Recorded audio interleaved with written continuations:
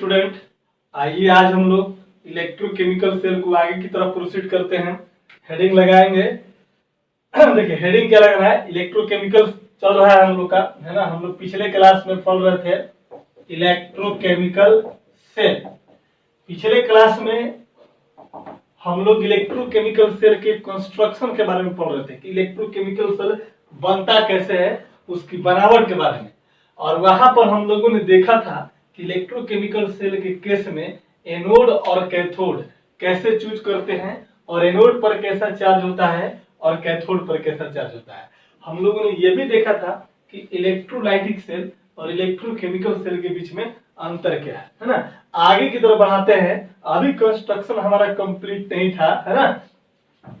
तो यहाँ पर लिखेंगे, यहाँ पर फिगर पहले ड्रॉ करेंगे, है ना। पिछले क्लास में जो हमने फिगर ड्रॉ किया था, इस तरह से मेरा फिगर था। एक सेल ये था, है ना, मतलब एक कंटेनर था इस तरह से, और एक कंटेनर आपका ये था, ठीक है। यहां पर मैंने एक इलेक्ट्रोड को लगाया था। इस इलेक्ट्रोड को हम लोग क्या बोलते थे, जिंक का रॉड था, और इसको हम लोग एनोड बोलते थे, है ना। और इस पर कैसा चार्ज था, निगेटिव चार्ज था, ठीक है, कोई दिक्कत नहीं है। इसको एनोड बोलते थे और ये कैसा चार्ज था, निगेटिव चार्ज था।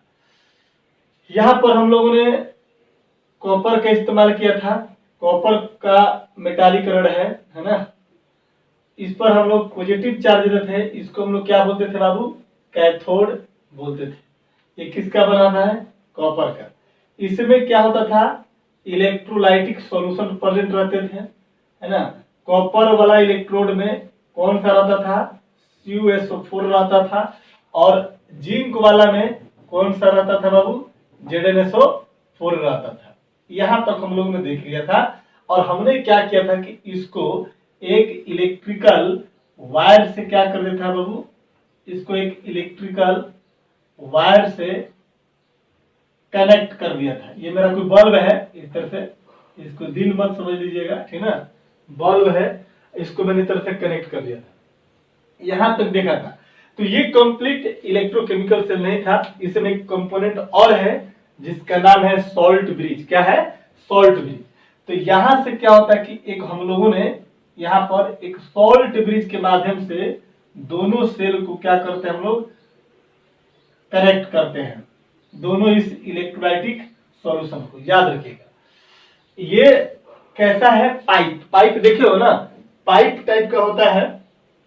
पाइप नहीं है यहाँ पर, अगल बगल में पाइप देखिएगा।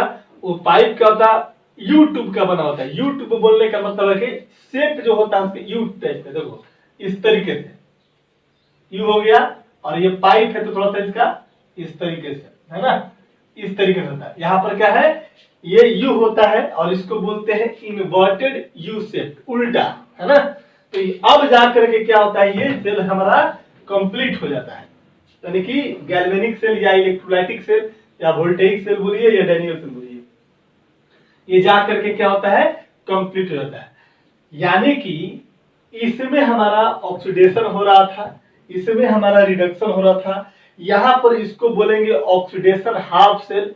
जहां पर ऑक्सीडेशन हो रहा है उसको ऑक्सीडेशन हाफ बोलेंगे, जहां पर रिडक्शन होता था उसको रिडक्शन हाफ सेल बोलते थे, है ना। और दोनों हाफ सेल को कनेक्ट कर दिया जाता था किससे, एक यू ट्यूब से, है ना, जिसका नाम क्या है बाबू, सॉल्ट ब्रिज। क्या नाम है इसका, सॉल्ट ब्रिज। अब जाकर के क्या हुआ कि ये कंप्लीट क्या हो जाता है, मेरा सेल बन जाता है। अब ये लेकर के यहां से लेकर के यहां तक को हम लोग बोलेंगे कंप्लीट इलेक्ट्रो केमिकल सेल या गैल्वेनिक सेल, जो भी बोलना है, डैनियल सेल, वोल्टेइक सेल, जो भी बोल रही है बोल दीजिए इसको, ठीक है। ये स्ट्रक्चर को हम लोग क्या बोलते थे बाबू, सॉल्ट ब्रिज। सॉल्ट ब्रिज आई बात में, कोई दिक्कत नहीं है।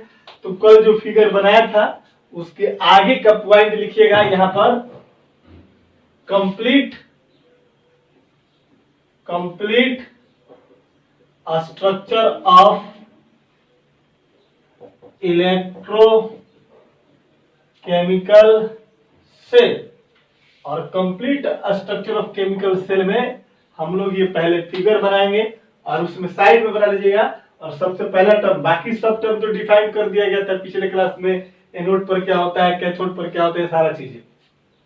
और यहाँ पर डिस्कस करना है सॉल्ट ब्रिज क्या होता है और सॉल्ट ब्रिज का फंक्शन क्या होता है। तो लिखेंगे यहाँ पर सॉल्ट ब्रिज, सॉल्ट ब्रिज क्या होता है। सॉल्ट ब्रिज, इसका शेप कैसा होता है, यू टाइप का, कैसा, इन्वर्टेड, और एक ट्यूब होता है, इस तरह से पोरस होता है। लिखेंगे it is the inverted U shape tube like a structure which connect the two half shell is called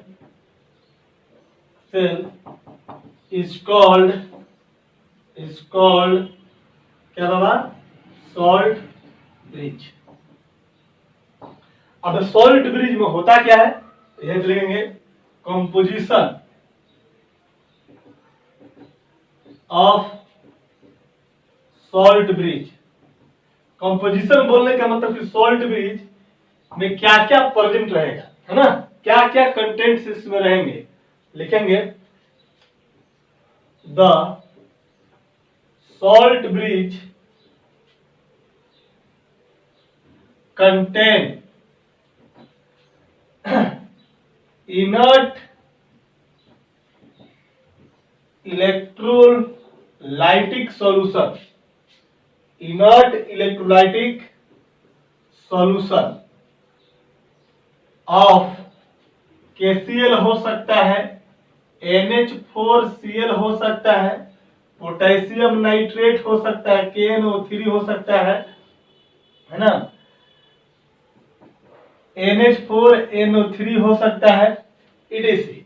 NH4 ammonium nitrate, potassium nitrate, ammonium chloride, potassium chloride, ETC, है ना। इनका कंपोजिशन यानी कि इस सॉल्ट ब्रिज में क्या क्या present हो सकता है बाबू, KCl प्रेजेंट हो सकता है, NH4Cl प्रेजेंट हो सकता है, KNO3 प्रेजेंट हो सकता है, या का NH4NO3 प्रेजेंट हो सकता है। इन सब का क्या होगा, इलेक्ट्रोलाइटिक सॉल्ट लिया जाता है, सॉल्यूशन लिया जाता है, और इस सॉल्यूशन को किस में डुबा कर रख रखते हैं, एक जेल होता है जिस जेल का नाम है अगर जेल। क्या होता है, The salt bridge contain inert electrolytic solution of KCl, NH4Cl, etc. in कर देना, in अगर जेल। अगर क्या है, अगर एक प्रकार का बायोलॉजिकल सब्सटेंस है, और जेल का तो मतलब समझते ही है ना, विस्कस टाइप का, चिपचिपा टाइप का रहेगा, और उसी में क्या करते हैं, इसको मिला करके और इस सॉल्ट ब्रिज के अंदर में रख देते हैं। ठीक है, चलिए इतना पहले नोट कीजिए, इसके बाद देखते हैं कि सॉल्ट ब्रिज का फंक्शन क्या क्या है। हो गया, कोई दिक्कत नहीं है, आगे बढ़े। चलो, सॉल्ट ब्रिज देख लिया, सॉल्ट ब्रिज में क्या क्या प्रेजेंट होता है भी देख लिया, सॉल्ट ब्रिज क्या क्या होगा ये भी देखेंगे, है ना। लिखेंगे यहां पर इसी में सॉल्ट ब्रिज वाले में ही, है ना, कंपोजिशन लिखेंगे। कहता है क्या, द इनर्ट इलेक्ट्रोलाइटिक आयंस, जैसे KCl है, जब KCl होगा तो इसमें क्या प्रेजेंट है, K प्लस और Cl माइनस। अगर कोई बोलेगा कि NH4Cl है तो क्या इसमें प्रेजेंट बाबू, NH4 प्लस Cl माइनस। तो ये सब क्या कहलाएंगे, आयंस कहलाएंगे। कहता है कि सॉल्ट ब्रिज में जो इलेक्ट्रोलाइटिक जो सॉल्यूशन लिया गया था, उस इलेक्ट्रोलाइटिक सॉल्यूशन में जो आयंस प्रेजेंट है, चाहे वो कीटायन हो या फिर अनायन हो, दोनों आयन की जो मोबिलिटी होती है, जो वेलोसिटी होती है, वो क्या रहती है, सेम रहता है ना। आगे क्वेश्चन में लिखेंगे, ऐसे कर दो, इन सॉल्ट ब्रिज, ऐसे सॉल्ट ब्रिज, क्या क्या होता है सॉल्ट ब्रिज में, पहला लिखना है यहां पर इस तरीके से कि the mobility of electrolytic ions that is velocity of cation and anion be the same, क्या होता है, सेम होता है। दूसरा चीज, अब मान लो कि यहां पर जो आयन प्रेजेंट है इस सॉल्ट ब्रिज में, जो इलेक्ट्रोलाइटिक सॉल्यूशन है मेरा, है ना, ये कैसा होगा, सैचुरेटेड सॉल्यूशन होता है, ठीक है ना। और ये जब इसमें लगाए गए तो ऐसा नहीं है कि ये क्या करेगा कि या करके यहां पर मिल जाएगा, यानी कि ये जो हमारा इनर्ट है, इनर्ट का मतलब क्या होगा, अनरिएक्टिव होता है ना। यानी कि ऐसा नहीं है कि ये जो है ये मूव करते करते इसमें चला है और आ करके इस इलेक्ट्रोलाइटिक सॉल्यूशन को डिस्टर्ब कर दे, या इनके अंदर जो केमिकल जो चेंज हो रहा है, ऑक्सीडेशन हो रहा है, कहीं रिडक्शन हो रहा है, तो इनके प्रोसेस को चेंज कर दे, ऐसा नहीं होता। क्यों? क्योंकि ये इनर्ट इलेक्ट्रोलाइट को डाला गया है, ठीक है। देख रहे हैं दूसरा जो घटना घटता है, देखेंगे the ions present in salt bridge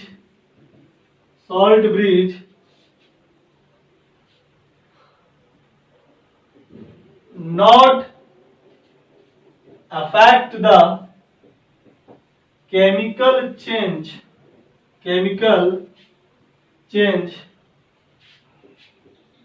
occurs in two half cell reaction, यानी कि कोई ये भी हाफ सेल है, ये भी हाफ सेल। हाफ क्यों बोला? क्योंकि इलेक्ट्रोकेमिकल सेल में रिडॉक्स होता है। रिडॉक्स का मतलब ऑक्सीडेशन और रिडक्शन दोनों। तो यहाँ पर ऑक्सीडेशन, यहाँ पर क्या रिडक्शन। तो अगर एक की बात करेंगे तो बोलेंगे हाफ सेल, इसको भी बोलेंगे half cell, half oxidation cell, half reduction cell. तो अगर ये हमारा सॉल्ट ब्रिज अगर इस तरह से कनेक्टेड है, तो ये सॉल्ट ब्रिज के आयन जो है, इनमें होने वाले जो केमिकल चेंज है उसको प्रभावित नहीं करेगा। क्यों? क्योंकि ये क्या है, इनर्ट इलेक्ट्रोलाइट, ठीक है। The ion present in a salt bridge not affect the chemical change occur in the two half cell reaction। तो ये याद रखिएगा, वेलोसिटी दोनों का सेम, और ये दोनों क्या होता है, ये होता है, ठीक है। चलिए क्या क्या करता है ये हमारा, चलिए तो फंक्शन में लिख लेंगे, नोट करो इसको जल्दी से, आगे बढ़े। चलिए देखेंगे function of salt bridge. Bihar board पूछा हुआ है कि सॉल्ट ब्रिज क्या है ना। तो सॉल्ट ब्रिज पूछेगा तो फिगर बना करके अच्छे से लिख लेंगे यहाँ पर, function of salt bridge. Function of salt bridge में क्या कहता है, दोनों हाफ सेल को इंटरकनेक्ट करता है, दोनों हाफ सेल को कंप्लीट करता है, कनेक्ट कर देगा, तब जाके क्या हो जाएगा, एक कंप्लीट सेल बनता है, ठीक है। लिखेंगे it complete the salt bridge complete करता है ना, इट कंप्लीट द, ऐसे लिखो, it connect the two half cell to complete the circuit of electrochemical cell या गैल्वेनिक सेल। और दूसरा फंक्शन इसका क्या होता है, मेनली ये दोनों सॉल्यूशन को क्या करता है, न्यूट्रलिटी मेंटेन करता है। यानी कि ऐसा नहीं है कि इसके आ जाने से, जैसे मैंने बोला कि ये आयन प्रेजेंट है, अब इसमें भी हमारा कॉपर जिंक सल्फेट है, कॉपर सल्फेट है, इसमें भी आयरन प्रेजेंट है। तो ऐसा नहीं कि इसमें आ जाएगा तो इसके आयरन को प्रभावित कर देगा, है ना। तो जैसे कि मान लो कि एक पॉजिटिव चार्ज है, तो ऐसा नहीं कि इसमें से 4 को पॉजिटिव निकल गया यहाँ पर आ गया तो 4 पॉजिटिव चार्ज कंसीडर करेंगे, नहीं। यानी कि चार्ज जो प्रोडक्ट है, जो न्यूट्रलिटी है इसका और इसका, वो हमेशा क्या रहेगा, सेम रहेगा। अगर यहाँ पर 2 पॉजिटिव चार्ज है तो यहाँ पर भी 2 ही पॉजिटिव चार्ज होगा, अगर 2 निगेटिव है तो 2 निगेटिव है। ऐसा नहीं कि यहाँ 2 पॉजिटिव है और इसमें से एक पोटेशियम प्लस और NH4 प्लस आ करके इसको क्या कर देगा, डिस्टर्ब कर देगा, इसको चार्ज अपीयर कर देगा, ऐसा बिल्कुल नहीं है। तो जो इतना चार्ज इधर उतना ही चार्ज इधर। जैसा कि मान लो कि 5 में कितना जोड़ेंगे कि हमारा रिजल्ट कितना आ जाएगा, 0। तो अगर मान लो कि इस पर Zn पे अगर 2 पॉजिटिव चार्ज है तो इधर भी कॉपर पे कितना 2 पॉजिटिव चार्ज होगा, माने न्यूट्रलिटी होगा। यहाँ पर SO4 पे 2 माइनस है तो यहाँ पर भी SO4 में क्या था, 2 माइनस होगा। अब ऐसा नहीं कि पोटेशियम यहाँ पर आ जाएगा, अब मान लो कि पोटेशियम यहाँ पर आ जाएगा तो इस तरफ चार्ज, पॉजिटिव चार्ज की संख्या ज्यादा, नेगेटिव चार्ज की संख्या कम, तो ये कहा जाता है कि ये न्यूट्रल नहीं रहा। तो सॉल्ट ब्रिज क्या करता है कि दोनों हाफ सेल यानी कि इलेक्ट्रोकेमिकल सेल को न्यूट्रलिटी को प्रोवाइड करता है, ठीक है। लिख देंगे इट मेंटेन द इलेक्ट्रिकल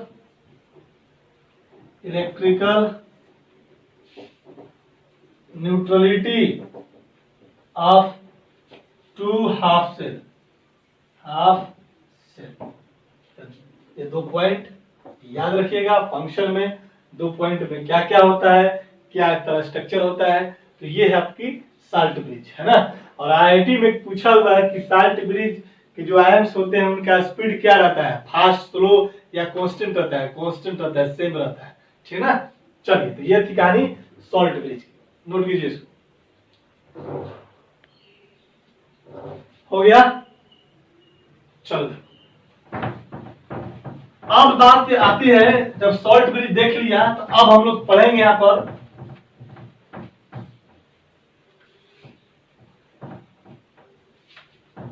मिटा दूं इसको, अच्छा तो नहीं मिटाएंगे तो कोई बात नहीं। चलो यहां पर लिखेंगे हम लोग cell representation.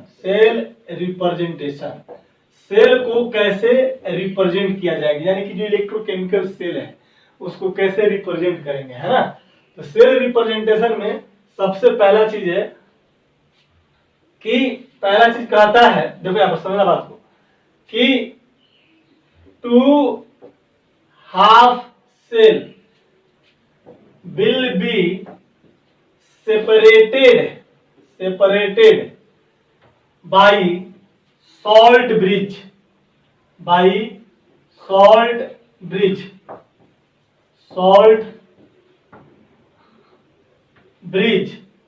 via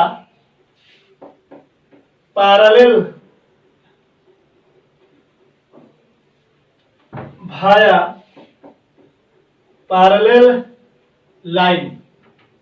parallel line का मतलब इस तरीके से, है ना। हम लोग 2 हाफ सेल को क्या करेंगे, सेपरेट करेंगे, याद रखना। दूसरा चीज, the phase change will be represented by single vertical line, ठीक है। तीसरा चीज, इफ द, ऐसे लिखो, इफ द कंसंट्रेशन यानी कि मोलारिटी ऑफ आयंस गिवन का इफ क्या कहने का मतलब, यदि दिया हुआ है तो नहीं, जनरली दिया ही रहता है, ठीक है। ऐसे लिख दिया मैं, इफ द कंसंट्रेशन यानी मोलारिटी ऑफ आयंस, जिससे बोलेगा कि जैसे मैं बोला था ना कि Zn है, एक्वस है, कि सॉलिड है, 1m है तो इसके बगल में 1m लिख देंगे, है ना। कॉपर 2 प्लस है, एक्वस है, बोलेगा कि 0.1m है तो इसके बगल में इधर से कंसंट्रेशन को मेंटेन किया जाएगा। यहाँ पे कहता है कि if the concentration molarity of ions given then it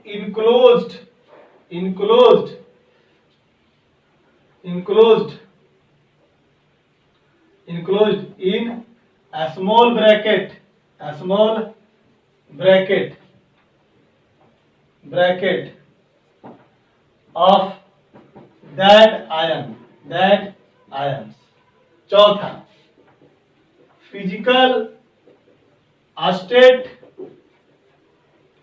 must be maintain. Physical state of ions क्या होगा? Physical state must be maintain of electrolytic solution. Note कीजिए और देखते हैं क्या क्या होता है ना। हो गया? चलो बिठा दूं। सेल रिप्रेजेंटेशन में ही देखेंगे, है ना।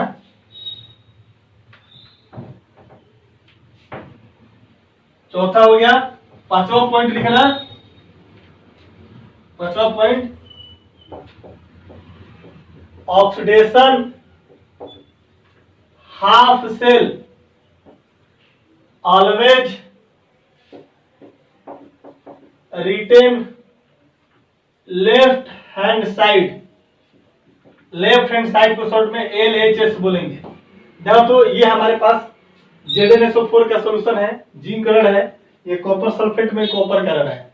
इधर क्या होता है? ऑक्सीडेशन, इधर क्या होता है? रिडक्शन। तो ये क्या है? लेफ्ट साइड और ये क्या है? Right side. तो कहता है कि oxidation half cell always written left side, written left side, है ना। अब तुम कहोगे कि हम राइट साइड लिखेंगे, तेरी मर्जी।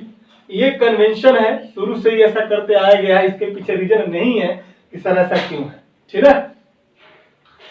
Oxidation half cell always written left hand side, है ना।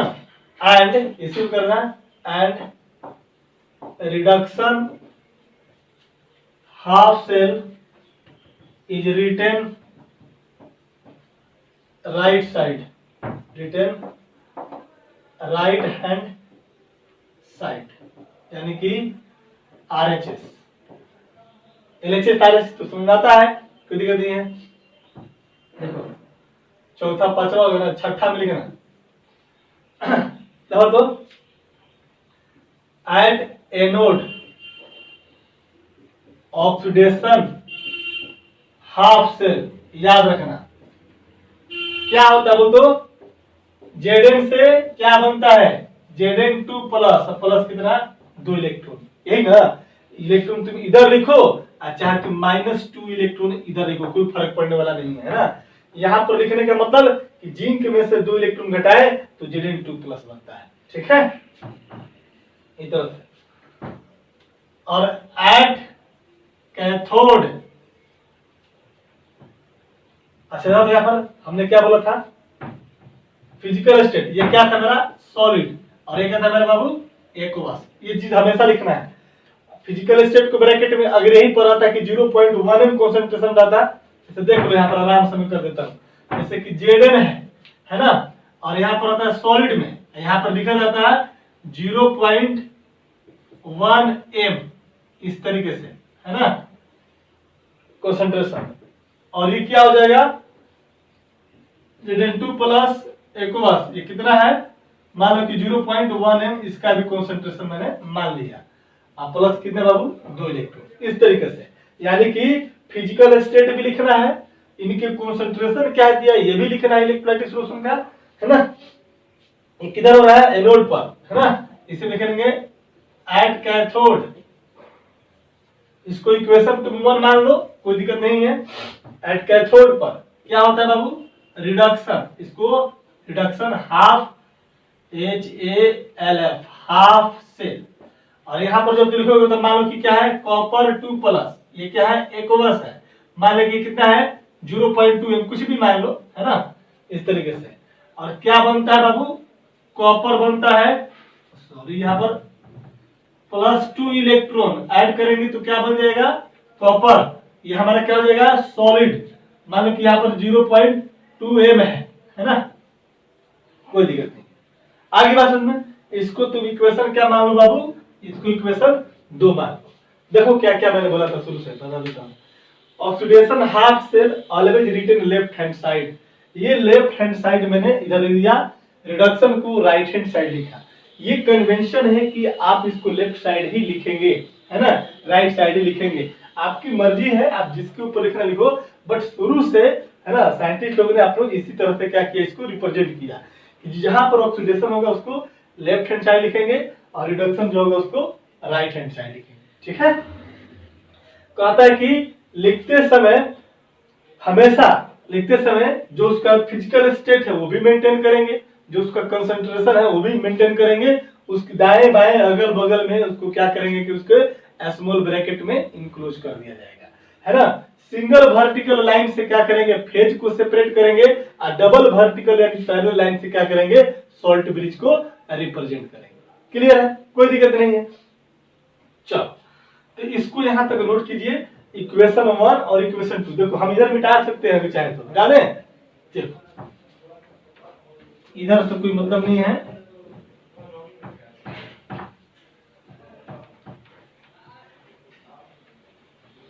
देखो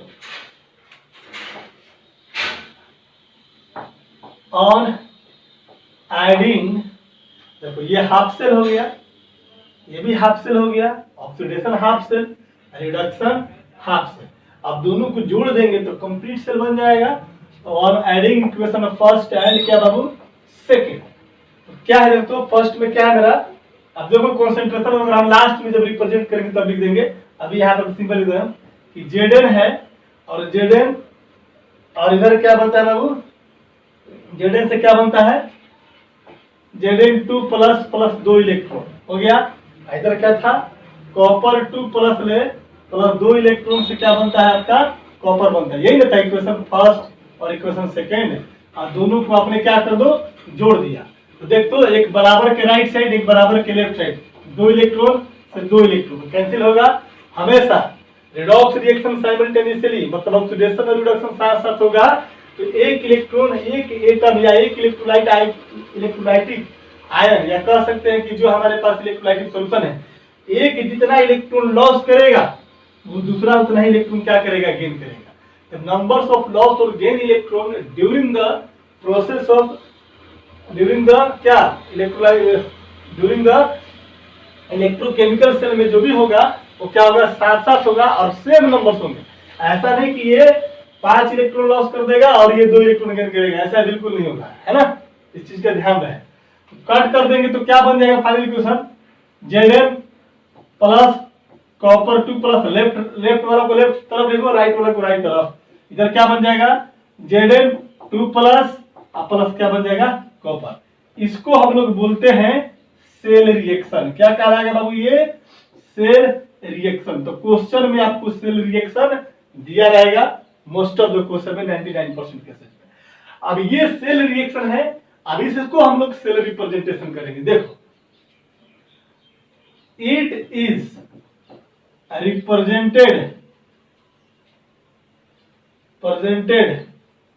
आज, कैसे रिप्रेजेंट करेंगे, देखो इसको पहला तरीका, Zn से क्या बना, Zn प्लस 2, तो मैंने लिखा Zn, ठीक है, कोई दिक्कत नहीं है। क्या बना, Zn प्लस 2, इसको single vertical line, phase change कर रहा है, जिंक से Zn प्लस 2, 0 से ऑक्सीडेशन नंबर कितना 2, तो जिंक से क्या बन गया बाबू, Zn2 प्लस हो गया। सिंगल वर्टिकल लाइन से फेज चेंज दिखा दिया। फेज मतलब फिजिकल स्टेट की बात नहीं कर रहा हूं मैं, ठीक ना, फेज का मतलब ऑक्सीडेशन नंबर चेंज। फिर वर्टिकल 2 पैरेलल लाइन देंगे जिसको बोलते थे सॉल्ट ब्रिज, और इसमें क्या बना, कॉपर 2 प्लस में क्या बना, कॉपर, तो कॉपर 2 प्लस और सिंगल वर्टिकल लाइन से क्या बन गया, copper. This is called anode. क्या बोलते हैं इसको बाबू, एनोड। ये घटना Zn से Zn2 प्लस 0 से प्लस 2 होता है ऑक्सीडेशन, और ऑक्सीडेशन कहाँ होता है, anode. This is called salt bridge. क्या बोलते हैं इसको बाबू, सॉल्ट ब्रिज। और यहां से लेकर यहां तक क्या होता है, कैथोड होता है। तो इसको कैसे टेक्निकली याद करना, anode for a, salt bridge को क्या बोल दिया, बी, कैथोड पर क्या बोल दिया, सी। तो एबीसी याद रखिएगा, anode A, salt bridge B, bridge for B, और है ना बी फॉर ब्रिज, और सी फॉर क्या, कैथोड, एबीसी। ऐसे रिप्रेजेंट करने का तरीका हो गया, है ना। क्या सिंगल वर्टिकल लाइन क्या करेगा, फेज चेंज को मैंने बोला था, लिखवाया भी है कहीं पर, देखिएगा शुरुआत में कि ये जो हमारा सिंगल वर्टिकल लाइन क्या है, फेज चेंज को दिखाता है। क्या दिखाता है? फेज चेंज को। ये शॉर्ट ब्रिज, ये फिर फेज चेंज। ये फेज चेंज मतलब ऑक्सीडेशन नंबर चेंज दिखाएगा, 0 से +2 ऑक्सीडेशन, +2 से 0 रिडक्शन। जहां ऑक्सीडेशन होगा एनोड पर, किधर है? Left side. और ये क्या है बाबू, कैथोड पर क्या होता है? रिडक्शन कहाँ है? Right side. नोट करो।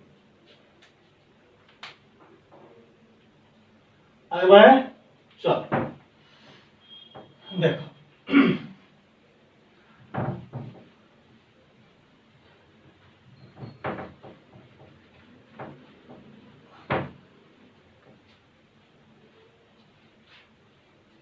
आगे देखो, इसी को हम लोग और तरीका से ऐसा और कर लो, इसी को लिखने हैं कैसे?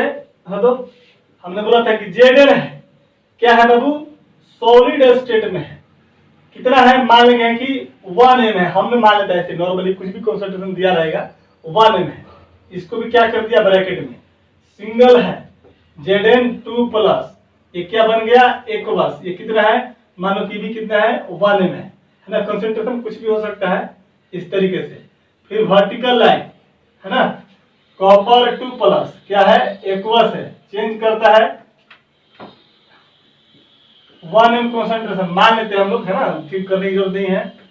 फिर सिंगल लाइन, और क्या होता है? कॉपर। ये भी क्या है? सॉलिड में है, और ये क्या है? सॉलिड हो गया। ये कितना है? 1 m है। तो हमने क्या किया था देखो तो, Zn से Zn2+ phase oxidation number change किया, सिंगल वर्टिकल लाइन।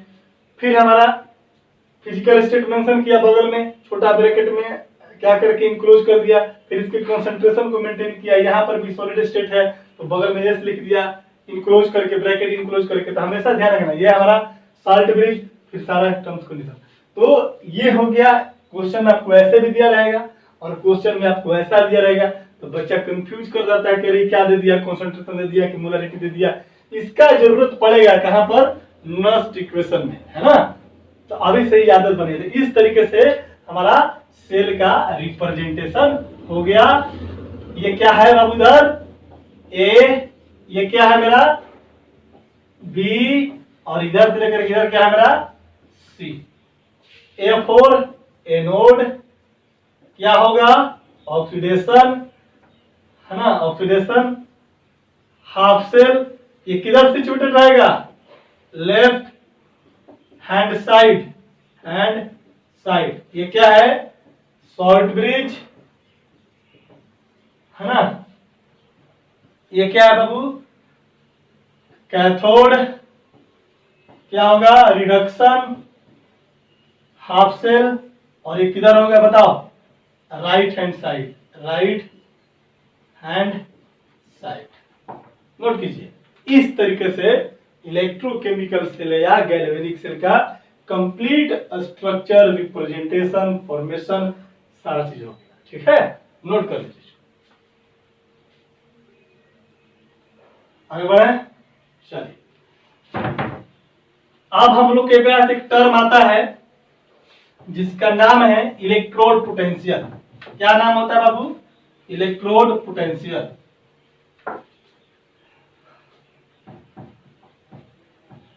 कल वाला जो फिगर बनाया था इलेक्ट्रोकेमिकल सेल का, वो कंप्लीट नहीं था। उसमें क्या नहीं प्रेजेंट था? Salt bridge. तो मैंने कल सॉल्ट ब्रिज नहीं बनाया था क्योंकि हमें सॉल्ट ब्रिज आज समझाना था, तो मैंने फिगर में आज लिया उसको। ठीक है, तो आज का जो फिगर है वो फाइनल एंड कंप्लीट स्ट्रक्चर है। ठीक है ना। अब बुक में देखना तो मत करना करे सर इसमें तो सॉल्ट ब्रिज नहीं बनाया है ना, इस तरह से बात मत समझना चाहिए ना। चलो लिखेंगे इलेक्ट्रोड पोटेंशियल। इलेक्ट्रोड पोटेंशियल कोई दिक्कत नहीं है। देखिए, बात करेंगे किसके बारे में? इलेक्ट्रोड पोटेंशियल के बारे में। तो पोटेंशियल जब भी डेवलप होगा दो अपोजिट टर्मिनल के बीच में होता है ना। अब इलेक्ट्रोकेमिकल सेल की जहां तक बात करेंगे तो जैसा हम लोग ने पिछले क्लास में देखा था कि ये हमारा क्या है? जिंक का रड है। ये क्या है? जिंक का रड है।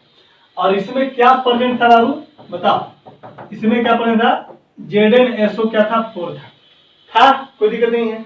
अब ये जिंक ने क्या किया था कि यहाँ से 2 इलेक्ट्रॉन को लॉस करके क्या बना था, यहाँ से Zn जो था 2 इलेक्ट्रॉन को लॉस करके क्या बना था, Zn2+ बनाता था।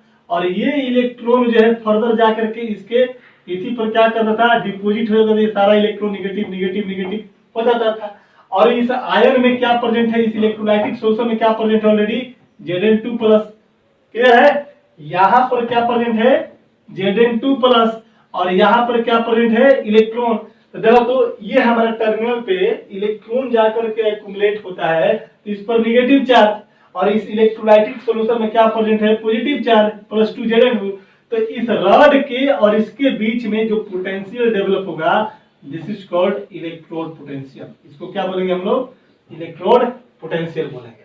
क्लियर है, पोटेंशियल जब भी होता है डेवलप दो अपोजिट टर्मिनल के बीच में, दो अपोजिट टर्मिनल का बोलने का मतलब होता है दो अपोजिट चार्ज टर्मिनल के बीच में, ठीक है।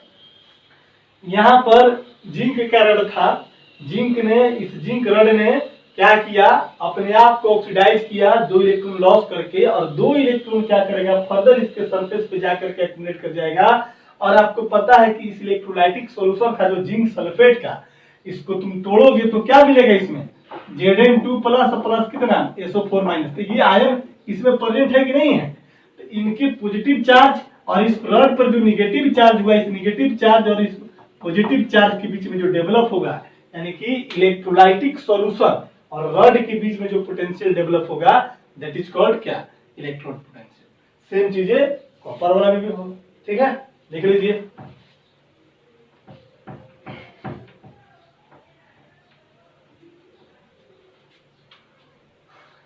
It is the potential developed between the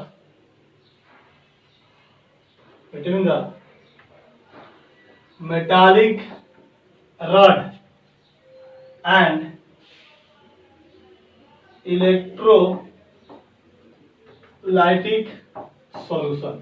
अब मेटालिक रड जो था कैसा था, निगेटिव चार्ज, निगेटिव, और इलेक्ट्रोलाइटिक सोल्यूशन में क्या प्रेजेंट है, पॉजिटिव चार्ज, है ना। समझने के लिए मैं लिख दिया, ठीक ना, आप मत इस तरह से निगेटिव पॉजिटिव मत लिखिएगा, है ना, हमने दिखा दिया था इस तरीके से।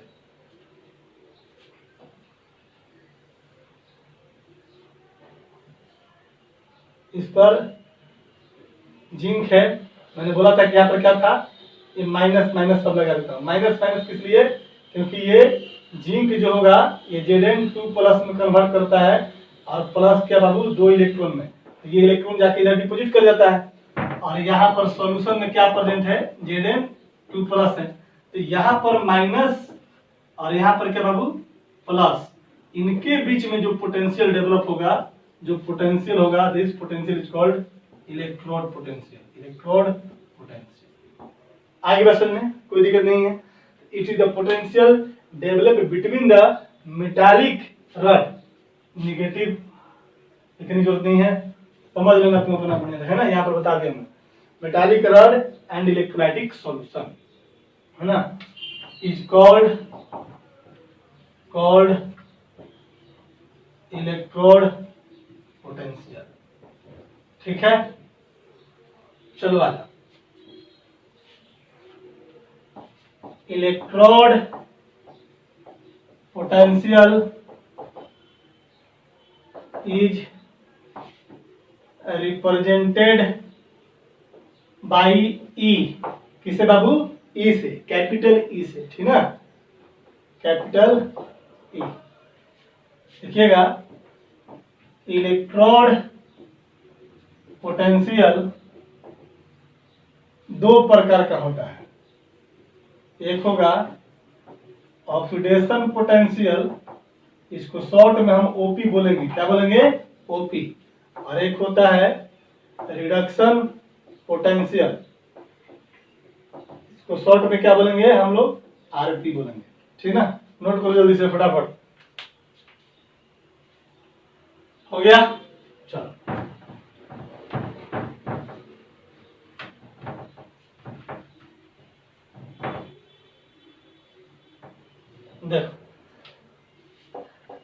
ए कर रहे हैं oxidation potential.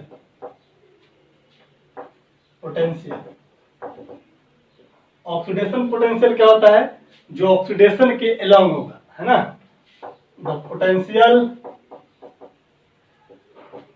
Measure along the oxidation process is called oxidation potential, OP. ठीक है, देखो एग्जांपल के तौर पे मान लो कि एम है, कोई मेटल है, और इसने क्या किया, ये सॉलिड स्टेट में, और इसने क्या किया, एम पर एन प्लस हो गया और एन इलेक्ट्रॉन हो गया। इस मेटल ने एन इलेक्ट्रॉन को लॉस किया होगा, तब इस पर एन पॉजिटिव चार्ज होगा। यहाँ जीरो से होगा एक positive charge, N positive charge. Process को क्या बोलेंगे? ऑक्सीडेशन। और यहीं पर इधर से बगल में कॉमा दे करके लिखा रहेगा कि E is equal to 1.1 volt, है ना। चाहे पॉजिटिव हो निगेटिव हो, उससे भी आपको मतलब नहीं है ना। E दिया कितना? 1.1 वोल्ट। ये हमारा जो इलेक्ट्रोड जो पोटेंशियल है, चूंकि प्रोसेस ऑक्सीडेशन हो रहा है, इसलिए इसको क्या बोलेंगे? Oxidation potential. कितना? 1.1 वोल्ट। आगे बस समझ में। बी में है reduction potential, this is called RP, है ना। क्या बोलेंगे इसको बाबू? The potential measured along reduction process, along reduction process is called reduction potential। ठीक ना। अब देखो इधर मैं मिटा देता हूं।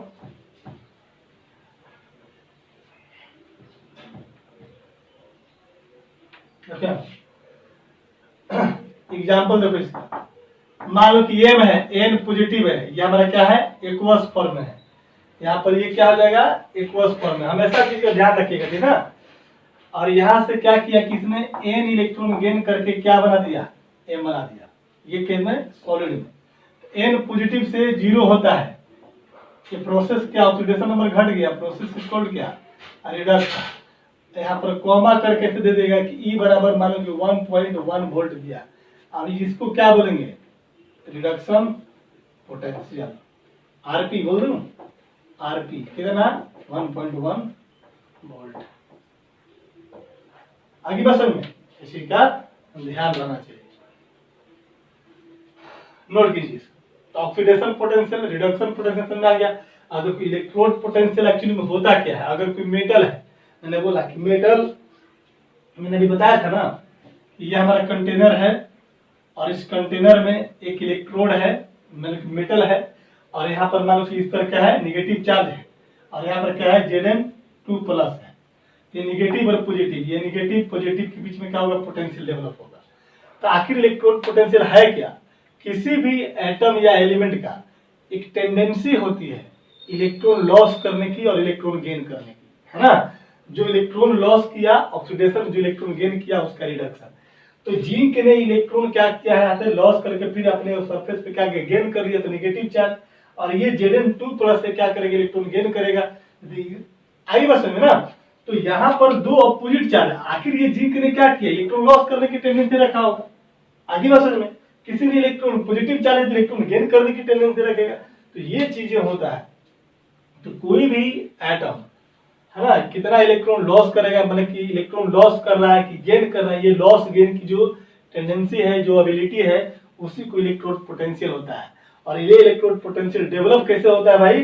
दो अपोजिट चार्ज टर्मिनल के बीच में। एक होगा ऑक्सीडेशन पोटेंशियल, जो ऑक्सीडेशन प्रोसेस के दौरान होता है, और एक होता है रिडक्शन पोटेंशियल, जो रिडक्शन के दौरान होता है। अब यहाँ पर कोई दिया रहेगा इक्वेशन, तो आपको समझ में आ जाना चाहिए कि ऑक्सीडेशन हो रहा है कि रिडक्शन हो रहा है। अब जैसे मान लो कि हमने यहाँ पर 1.1 वोल्ट दिया है, और मैं आपसे पूछूंगा कि ऑक्सीडेशन पोटेंशियल है कि रिडक्शन पोटेंशियल है, तो आप क्या देखोगे?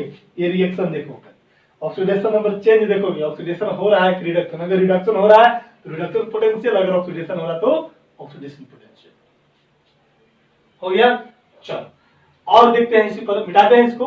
देखो इसी में तुमको एक दो क्वेश्चन सब करवाते हैं, है ना। देखो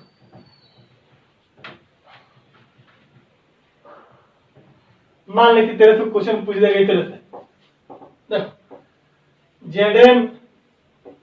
Zn 2 प्लस ऐसे रहेगा, बोलेगा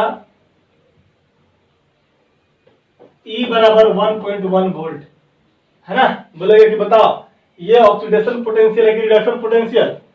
तुम क्या दोगे, Zn से Zn 2 प्लस होता है, प्रोसेस इज कॉल्ड ऑक्सीडेशन, इसीलिए ये जो होगा क्या होगा, oxidation potential, this is called OP.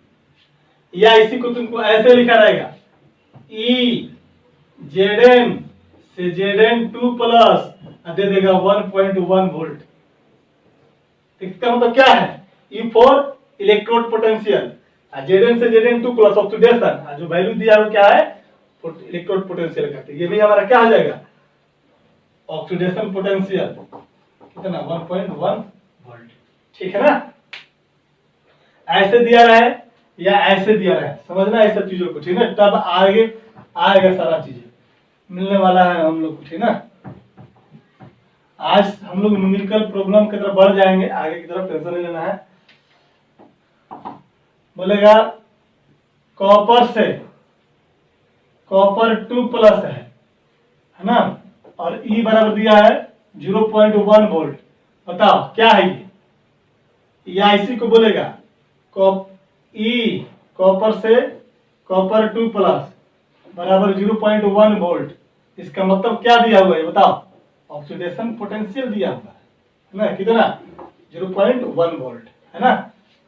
बोलेगा कॉपर 2 प्लस ले, कॉपर इस तरह से बराबर दिया हुआ है -1.17 वोल्ट। ये क्या दिया हुआ है, ई यानी कि इलेक्ट्रोड पोटेंशियल, कॉपर 2 प्लस ले कॉपर होता है, क्या होगा ऑक्सीडेशन की रिडक्शन, रिडक्शन होगा, रिडक्शन के लिए हम जो पोटेंशियल मेजर करेंगे दिस इज कॉल्ड क्या, रिडक्शन पोटेंशियल, ठीक है। कोई दिक्कत नहीं है, जल्दी से नोट करो, हो गया। चलिए नोट करके लिखेंगे इलेक्ट्रोड पोटेंशियल में ही,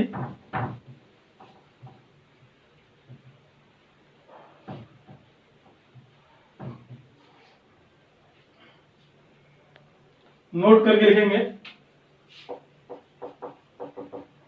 नोट नंबर 1,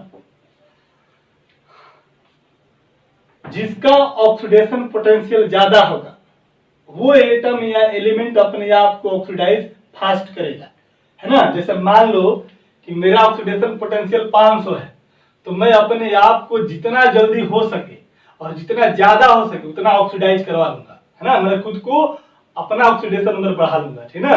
जैसे मान लो कि ऑक्सीडेशन नंबर, ऑक्सीडेशन पोटेंशियल जिसका ज्यादा होगा, कहने का मतलब है कि मान लो कि एक्स कोई एलिमेंट है, वाई कोई एलिमेंट है, और इसका बोलेंगे कि इसका ऑक्सीडेशन पोटेंशियल जो है मान लो कि 1 वोल्ट है और इसका ऑक्सीडेशन पोटेंशियल कितना है 5 वोल्ट है, तो मैं पूछूंगा कि इन दोनों में से सबसे पहले कौन ऑक्सीडाइज करेगा, ये ऑक्सीडाइज करेगा, है ना।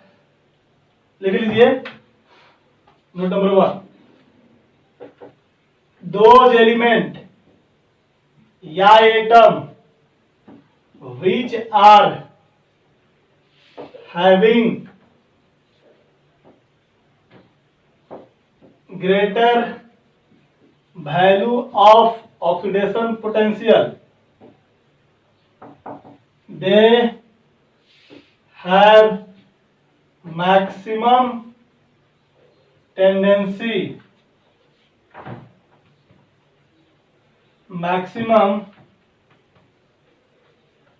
tendency to get oxidized, है ना, याद रखिए।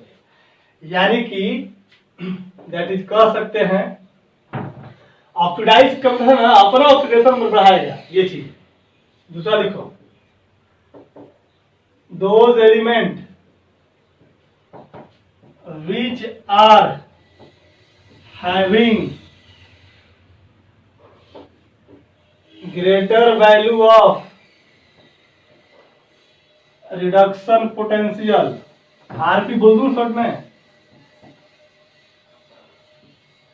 RP, those element which are having greater value of rp, they have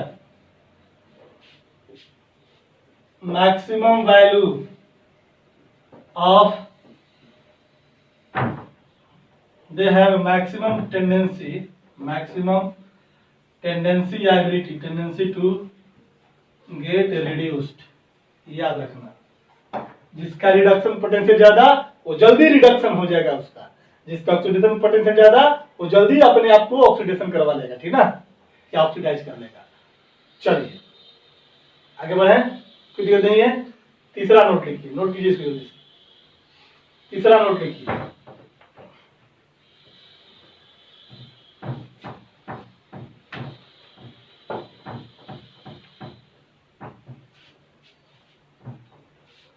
note number 3,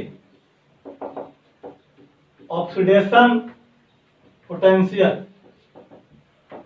always written in terms of, आपकी मर्जी है लेकिन क्वेश्चन में मैक्सिमम रिडक्शन पोटेंशियल के टर्म दिया रहता है, तो oxidation potential always written in form of, in terms of reduction potential, है ना।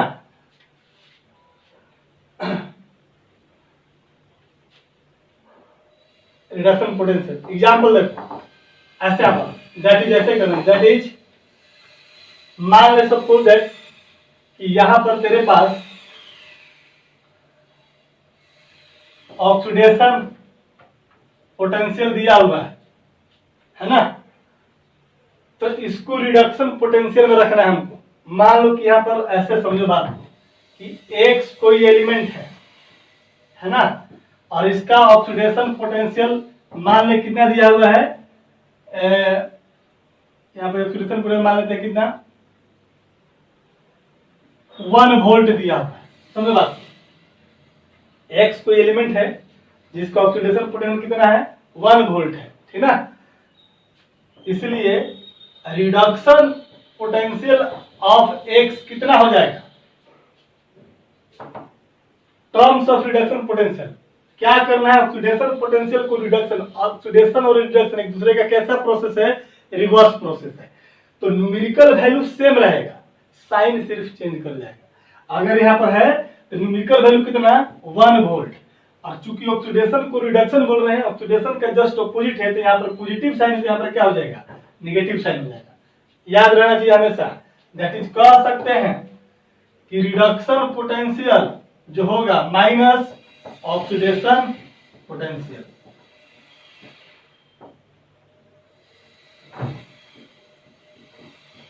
याद रखना, है ना। पहले समझा दिया मैंने, कोई भी दिया रहा प्रोसेस उसमें ऑक्सीडेशन पोटेंशियल क्या है, पॉजिटिव है, तो रिडक्शन पोटेंशियल के टर्म में ऑक्सीडेशन पोटेंशियल को लिखा जाएगा तो क्या करेंगे, न्यूमेरिकल वैल्यू सेम, साइन सिर्फ क्या कर देंगे, चेंज कर देंगे, है ना। यानी कि रिडक्शन पोटेंशियल को लिखना है, किसी का ऑक्सीडेशन पोटेंशियल दिया हुआ है और उसको रिडक्शन पोटेंशियल के टर्म में एक्सप्रेस करना है, तो निगेटिव साइन लगा देंगे उसके गिवन ऑक्सीडेशन पोटेंशियल वैल्यू से जस्ट पहले, न्यूमेरिकल वैल्यू में नो चेंज, है ना।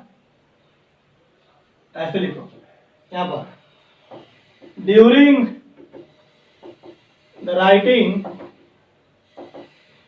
Of reduction potential for a given oxidation potential of any atom, any element, there is only sign changed, but not change the numerical value, याद रखना, numerical value को change नहीं करना है, sign को सिर्फ चेंज कर देना है ना। अब जैसे मान ले कि कोई बोलेगा कि रिडक्शन पोटेंशियल ऑफ एम है, इसका बोलेगा कि 1.1 वोल्ट है, और बोलेगा कि इसका ऑक्सीडेशन पोटेंशियल कितना हो जाएगा, ऑक्सीडेशन पोटेंशियल की तुम बात करो तो क्या करेंगे, -1.1 वोल्ट लेंगे, एक दूसरे का ऑपोजिट प्रोसेस, इसलिए साइन सिर्फ चेंज करेगा, न्यूमेरिकल डाटा चेंज नहीं करेगा। रिडक्शन को ऑक्सीडेशन में कन्वर्ट करने के लिए, जैसे मान लो कि अगर x है तो -x कर देंगे, अगर मान लो कि इसका x है और रिडक्शन करना है तो -x करना है, एक दूसरे को रिवर्स कर देना है, ठीक ना। But numerical value not change, sign will be changed. चलिए ये हो गया तीसरा पॉइंट। चौथा पॉइंट लिखेंगे,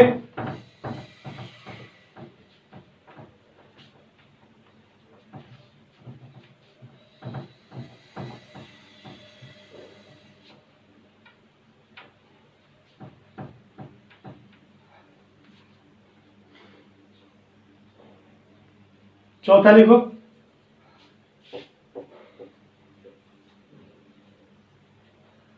चौथा लिखिएगा, the electrode potential may be depend upon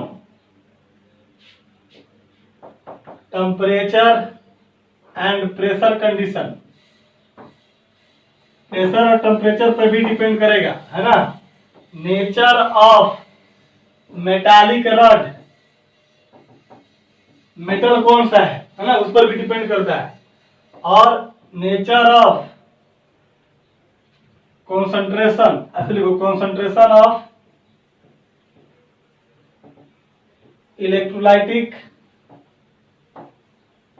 solution. अगर कोई बंदा पूछे कि इलेक्ट्रोड पोटेंशियल को फैक्टर है कोई जो प्रभावित करेगा, यस, कौन कौन सा, टेम्परेचर अफेक्ट करेगा, प्रेशर अफेक्ट कर सकता है, nature of metallic rod change कर सकता है, और कॉन्सेंट्रेशन क्या है, 0.1 m है, 2 m है, 5 m है, 10 मोल पर लीटर है, 20 मोल पर लीटर है, तो कॉन्सेंट्रेशन भी चेंज करेगा। मेटल कौन सा है, जिंक का है, कॉपर का है, प्लेटिनम का है, ये भी चेंज करेगा। टेम्परेचर और प्रेशर भी क्या करेगा, अफेक्ट करेगा।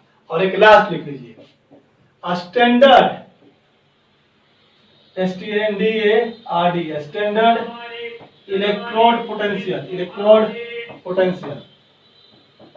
और ये क्या होता है, इसको ई लिखते हैं और यहाँ पर नोट का साइन 0 कर देते हैं। तो जब भी स्टैंडर्ड की बात होगी तो नोट लगा दीजिए, 0 लगा दीजिए ऊपर में, ठीक है। ये पावर नहीं है, लिखने का तरीका है, ये ई के पावर कितना इस तरह से कर देंगे, है ना, नोट। स्टैंडर्ड इलेक्ट्रोड पोटेंशियल क्या है, इलेक्ट्रोड पोटेंशियल जो था वही है। स्टैंडर्ड कब बोला गया, जब इसकी क्वांटिटी को मेजर किया गया किसी खास टेम्परेचर पे, किसी खास प्रेशर पे, किसी खास कंसंट्रेशन पे। तो जब कहता है कि व्हेन द इलेक्ट्रोड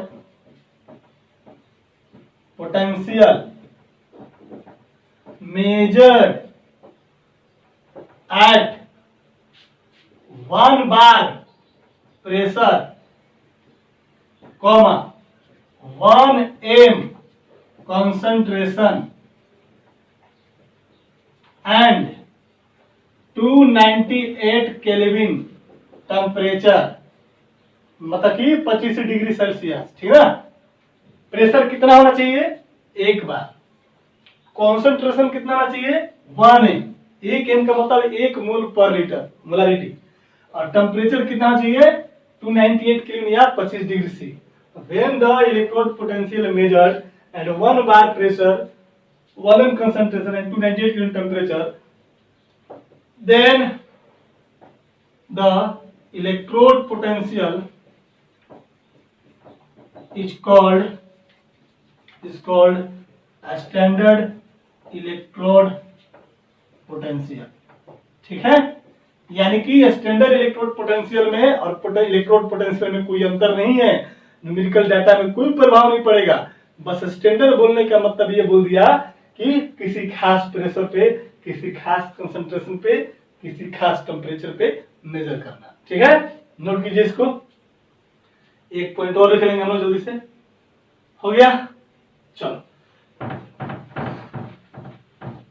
हाइड्रोजन का जो स्टैंडर्ड इलेक्ट्रोड पोटेंशियल होता है वो 0 होता है। क्या होता है, 0 होता है। लिखेंगे छठा point, the standard electrode potential of hydrogen कितना होता है बाबू, 0, याद रखिएगा, है ना, ऑब्जेक्टिव में पूछ दिया है ना। हम लोग इलेक्ट्रोकेमिकल सीरीज पढ़ेंगे तो वहां पर भी देखेंगे, ठीक है। चलिए नोट कीजिए इसको। देखिए यहाँ पर 3 क्वेश्चन आए हैं, है ना, और 3 क्वेश्चन को सॉल्व करने से पहले हम लोग कैलकुलेट करेंगे। यहाँ पर लिखेंगे, हेडिंग डालिएगा, calculation of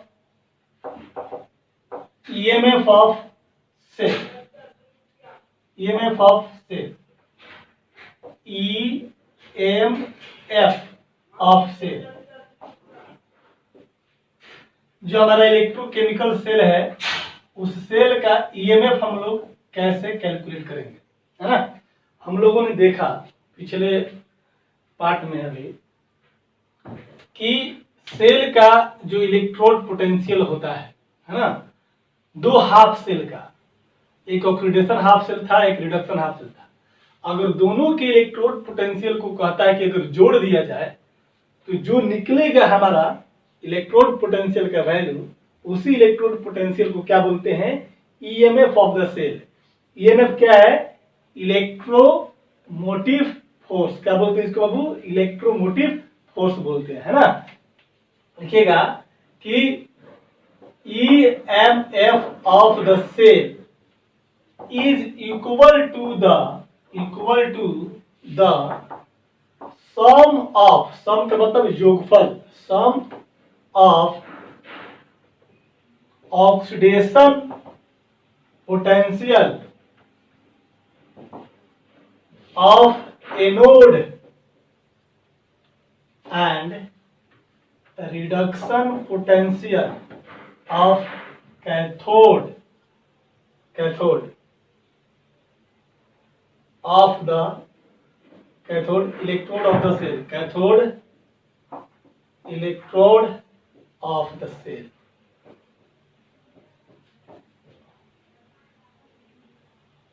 of the cell आई बस में क्या करना है कि ईएमएफ ऑफ द सेल कैसे निकालेंगे, ऑक्सीडेशन पोटेंशियल। क्योंकि देखो ऑक्सीडेशन की बात क्यों हुई, रिडक्शन की बात क्यों हुई, क्योंकि हमारे पास सेल में 2 प्रोसेस होता है, एक ऑक्सीडेशन, दूसरा क्या होता है, रिडक्शन होता है।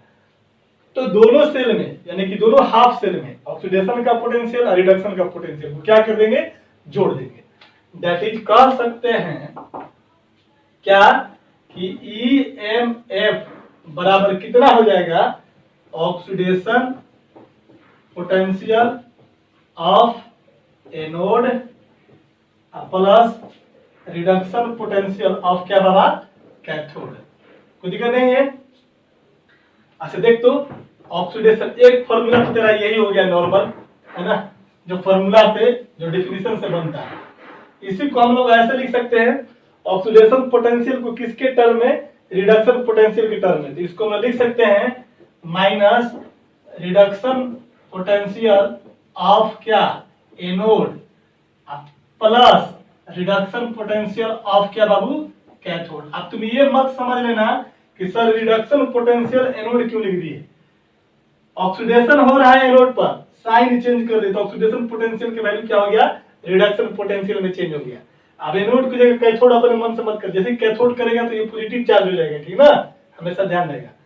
इसी को और तुम लिख सकता है, देख तो ऐसे लिख सकते हैं, reduction potential of cathode minus reduction potential of anode.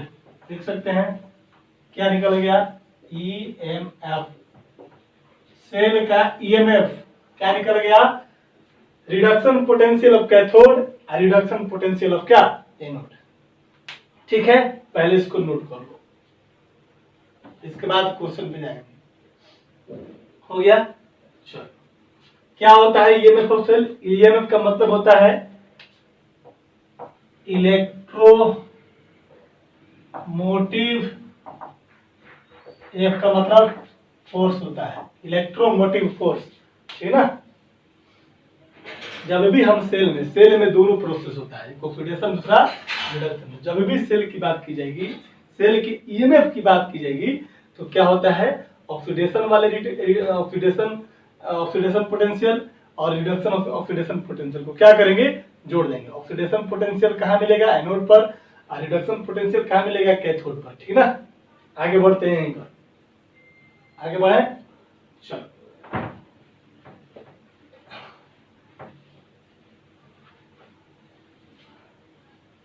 हम लोग सारा फॉर्मूला जो है इसी पर बनाएंगे, है ना। इसको और शॉर्ट में लिखना है तो और लिखना ईएमएफ ऑफ सेल बराबर कितना हो जाएगा, R C minus R A. इसका मतलब R for reduction potential, R क्या है, आरपी एट कैथोड और आरपी एट क्या, anode. Reduction potential at cathode minus reduction potential at anode, ठीक ना। चलो ईएमएफ का मतलब इलेक्ट्रोमोटिव फोर्स हो गया, है ना। देखो किताब में एनसीईआरटी में लिखा हुआ है, देखो क्या लिखा हुआ है, ये हो गया स्टार देख लेना, है ना।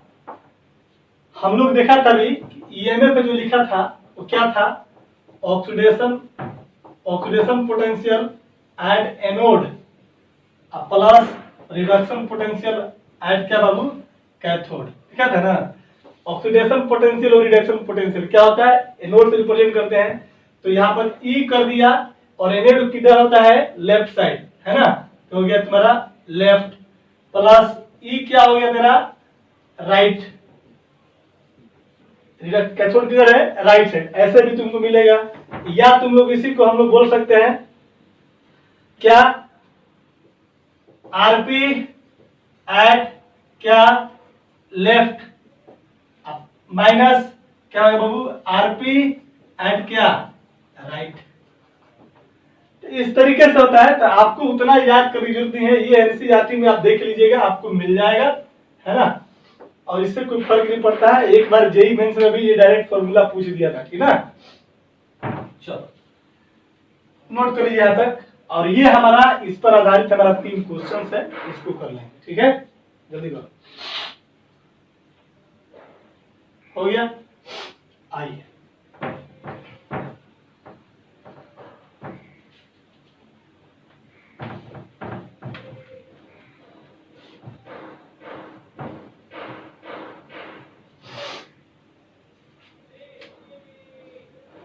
इससे पहले नोट करके लिखो जरा सा, नोट करके लिख लो। यहां पर कहता है if the value of del G बराबर निगेटिव हो जाए, समझना बात को, if the value of del G बराबर निगेटिव, और ईएमएफ ऑफ जो तुम सेल निकाले हो वो कैसा आ जाए, ईएमएफ बोलो या इसी को ई बोलो। ईएमएफ है क्या, इलेक्ट्रोड पोटेंशियल है, electrode potential plus electrode potential जोड़ोगे तो क्या होगा, इलेक्ट्रोड पोटेंशियल नहीं मिलेगा।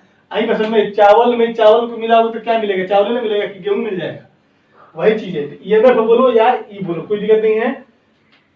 ये क्या हो जाएगा आपका, पॉजिटिव हो जाएगा। अगर आपने कैलकुलेशन किया और ईएमएफ का वैल्यू पॉजिटिव मिल जाए या डेल जी का वैल्यू निगेटिव मिल जाए, डेल जी क्या है, गिव्स फ्री गिव्स एनर्जी, अगर इस तरह का कंडीशन अगर मिलता है तो समझिए कि सेल के अंदर जो रिएक्शन हो रहा है वो कैसा रहेगा, spontaneous reaction occurs in cell, ठीक है। दूसरा, if the value of del G positive है ना, और ईएमएफ जो है क्या है, निगेटिव है, तो याद रखिएगा नॉन स्पॉन्टेनियस क्या होता है, नॉन स्पॉन्टेनियस। सीबीएसई बोर्ड में ऐसा पूछ देता है, दे देगा, बोलेगा कि बताओ जो रिएक्शन हो रहा है स्पॉन्टेनियस कि नॉन स्पॉन्टेनियस, है ना। याद रखना non spontaneous reaction in cell में होगा, ठीक है। जल्दी करो, हो गया। तीसरा पॉइंट,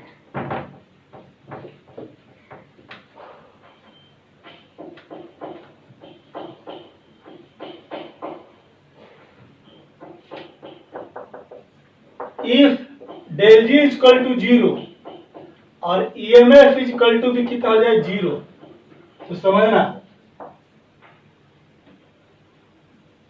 रिवर्सिबल रिएक्शन होगा, मतलब इक्विलिब्रियम में होगा, इक्विलिब्रियम अचीव मतलब कि अगर क्या है, मेरा कहने का मतलब ये है कि जैसे मान लो कि ए है से बी और बी से क्या बनते ए, ये रिवर्सिबल का साइन है। तो कहता है कि कैलकुलेशन कर रहे हैं, डेल जी का वैल्यू 0 हो जाए और ईएमएफ का वैल्यू 0 हो जाए, इसका मतलब है कि सेल का जो रिएक्शन है कहां पर पहुंच गया है, इक्विलिब्रियम पे पहुंच गया है। ये चीज करने का मतलब, ठीक है। चौथा लिख लेना, डेल जी बराबर होता है माइनस एन एफ ई होता है। क्या होता है, एन एफ ई।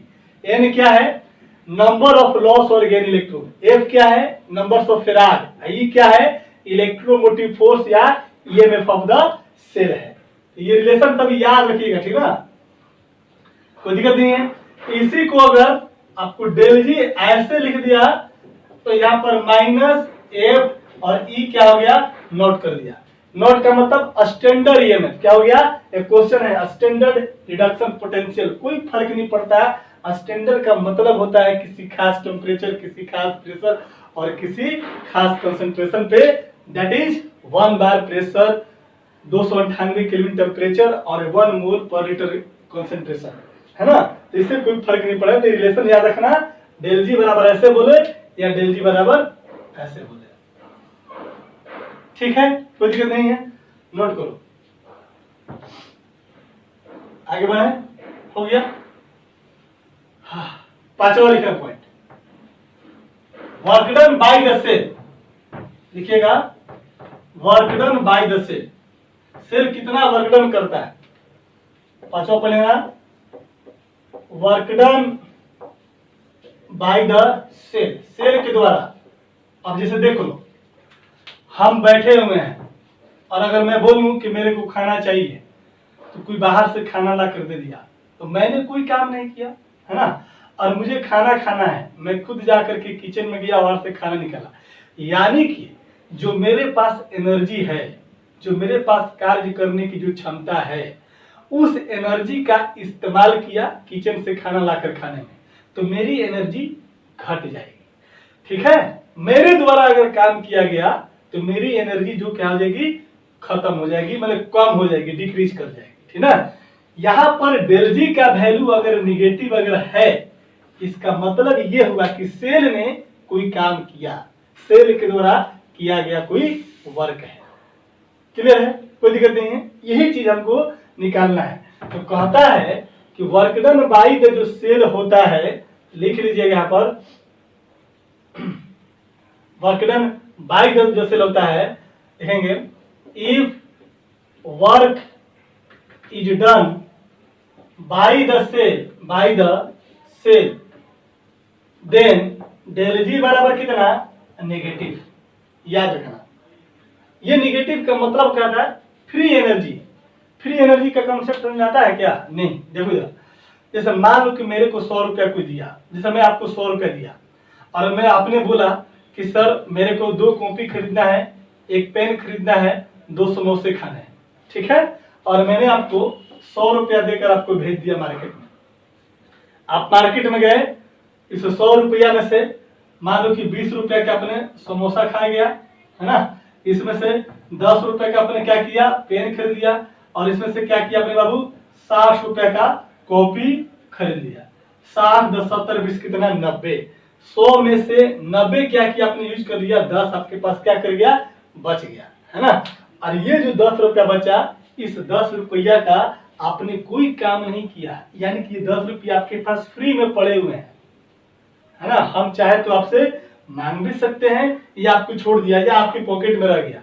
ये पॉकेट में रह गया किस लिए, कि विशेष काम में कोई अगर जरूरतमंद पड़ गया तो उसमें क्या करेंगे, इसको इस्तेमाल करेंगे।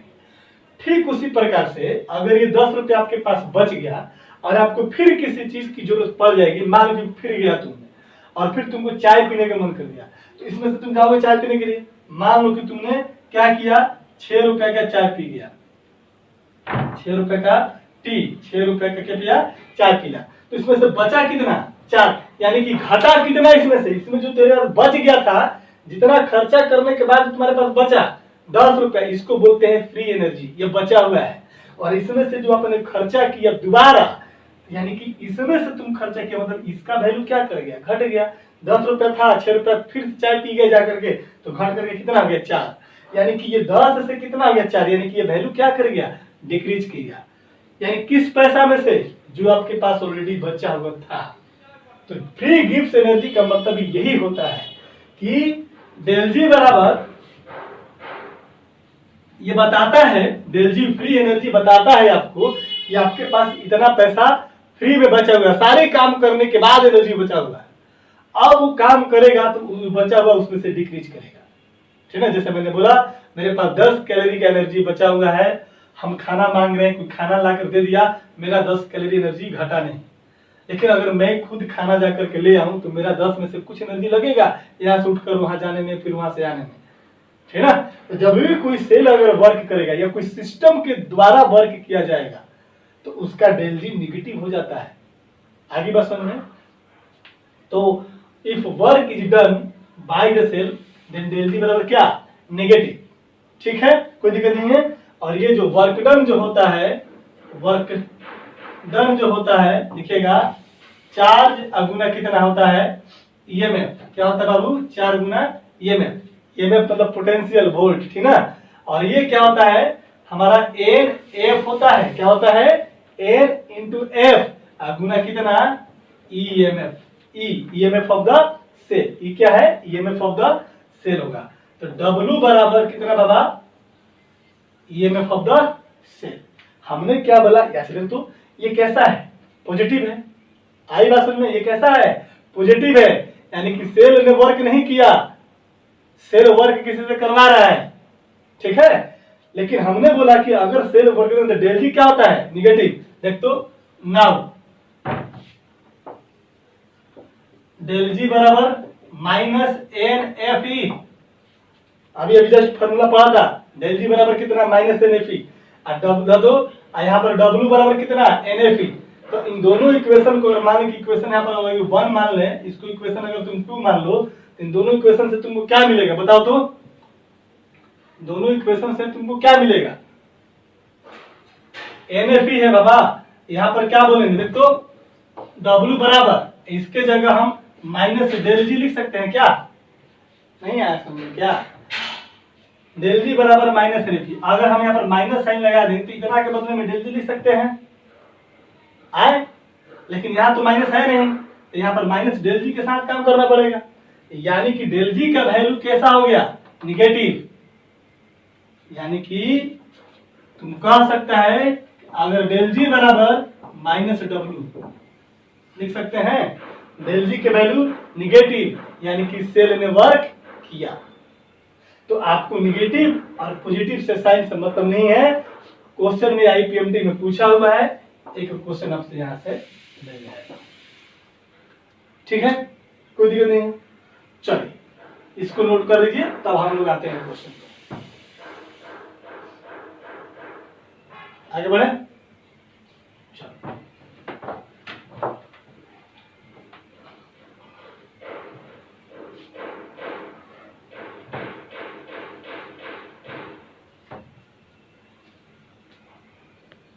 चलिए देखिए, इसको 1 कर लो, क्वेश्चन नंबर 1, क्वेश्चन नंबर 2 और क्वेश्चन नंबर क्या 3। कहता है क्या कि Zn से Zn2 प्लस 2 इलेक्ट्रॉन है, E का वैल्यू दिया हुआ है 0.78 वोल्ट, क्लियर है।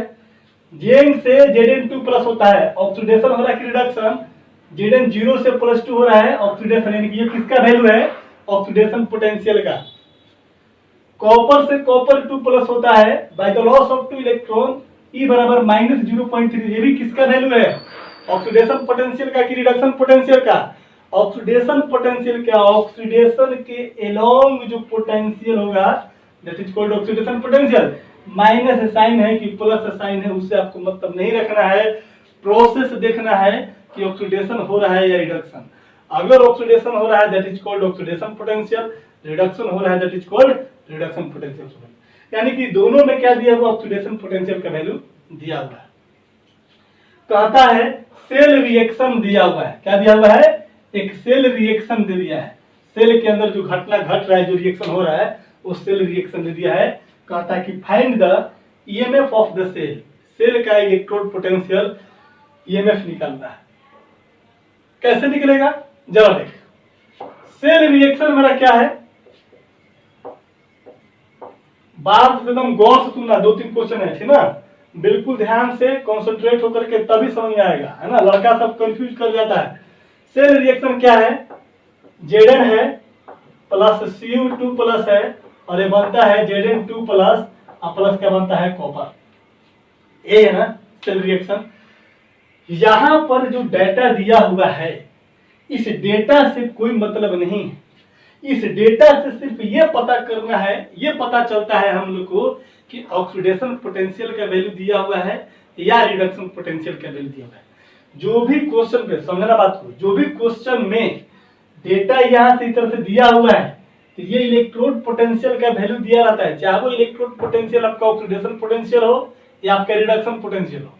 यहां से कंफ्यूजन नहीं लेना है, हमको जो मेन काम करना है वो यहाँ से एनोड और कैथोड की पहचान कहां से करेंगे, यहां से करेंगे। इस सेल रिएक्शन से जो भी क्वेश्चन बनाएंगे वो सेल रिएक्शन से क्वेश्चन बनता है।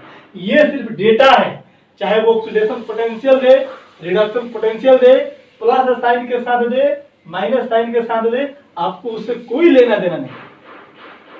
बस इसमें जब फॉर्मूला जब बैठाएंगे यहां से डाटा उठा करके पुट कर देना है बस, ठीक है, ये मेन चीज है। तो हमारे पास सेल जो रिएक्शन दिया हुआ है Zn प्लस कॉपर 2 प्लस बनता है Zn और कहता है कि ईएमएफ ऑफ सेल निकालिए। तो हमारे सामने ईएमएफ का फॉर्मूला होता है कि sir reduction potential at anode minus reduction potential at cathode. उल्टा लिख दिए, क्या था, RP at cathode minus RP at क्या बाबू, एनोड। यही ना हम जानते थे, oxidation potential of anode plus reduction potential of cathode finalize करके आया था reduction potential of cathode minus reduction potential of anode. हमें रिडक्शन पोटेंशियल के फॉर्म में हमने ला दिया फॉर्मूला। अब इस फॉर्मूला को पुट करो, अब तुम्हारे सामने आएगा कि सर इस सेल रिएक्शन में हम कैसे पहचानेंगे कि कौन सा एनोड है और कौन सा कैथोड है। अब इस डेटा पर जब तुम जाओगे तो दोनों में ऑक्सीडेशन दिखा रहा है और ऑक्सीडेशन होता कहाँ है, एनोड पर। तुम कहोगे कि Zn से Zn2 plus oxidation potential, oxidation कहाँ होगा भाई, एनोड पर। कॉपर से कॉपर 2 प्लस ऑक्सीडेशन, कॉपर कहाँ होगा, कहाँ पर होगा भैया, ऑक्सीडेशन कहाँ होगा, एनोड पर। अब फार्मूला में आ गया कैथोड भी है और एनोड भी है, तो क्या करेंगे, सेल रिएक्शन। मेन चीज यही है, सेल रिएक्शन। सेल रिएक्शन बनाया। अब यहां पर तुम देखेगा कि Zn से Zn2 प्लस हो रहा है, यानी कि Zn से Zn2 प्लस हो रहा है, ये Zn से Zn2 प्लस हो रहा है, मतलब कि ये जो होगा तुम्हारा ऑक्सीडेशन की बात कर रहा है, यानी कि ये वाला कैसा काम करेगा, एनोड की तरह काम करेगा। समझना बात को, सेल रिएक्शन में Zn से Zn2 प्लस हो रहा है, यहाँ पर ऑक्सीडेशन हो रहा है, यानी जहां ऑक्सीडेशन होगा उसको क्या बोलते हैं, एनोड बोलते हैं।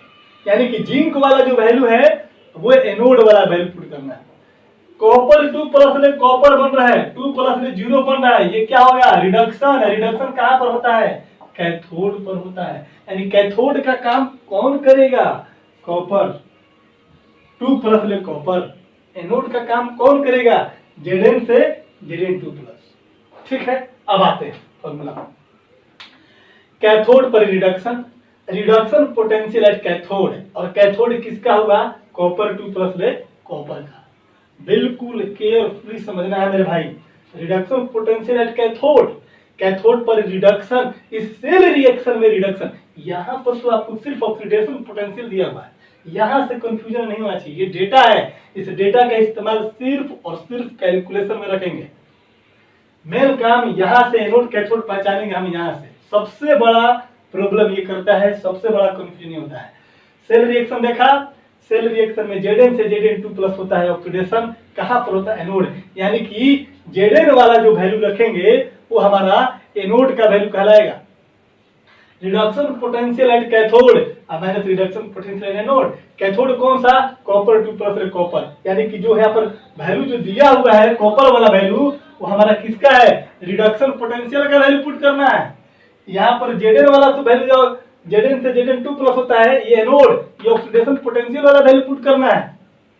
आगे बात सुन, देखो कैथोड पर क्या हो रहा है, रिडक्शन। रिडक्शन कॉपर से कॉपर 2 प्लस। अब देख कॉपर 2 प्लस में कॉपर का वैल्यू पुट करना है, कॉपर से कॉपर 2 प्लस का वैल्यू पुट नहीं करना है।